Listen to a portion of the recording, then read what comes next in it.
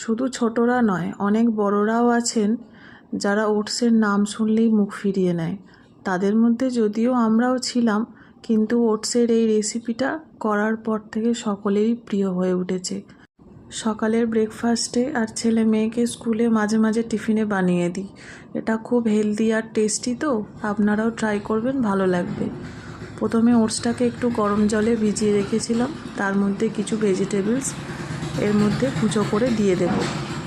ভেজিটেবলসগুলো দিয়ে একটু নুন, একটু গোলমরিচ গুঁড়ো আর একটুখানি চাট মশলা দিয়ে একটা ব্যাটার তৈরি করে নেব। তারপর তাওয়া প্যান গরম করে সামান্য তেল দিয়ে ব্যাটারটা ছড়িয়ে দিয়ে একটু ঢাকা দিয়ে 5 মিনিটের মতো রান্না হতে দেব। তারপর 2 পিঠ ভালো করে ভেজে নিলেই তৈরি আমার ওটসের ছিলা। কথা দিচ্ছি ভীষণ ভালো লাগবে, আপনারাও অবশ্যই ট্রাই করুন।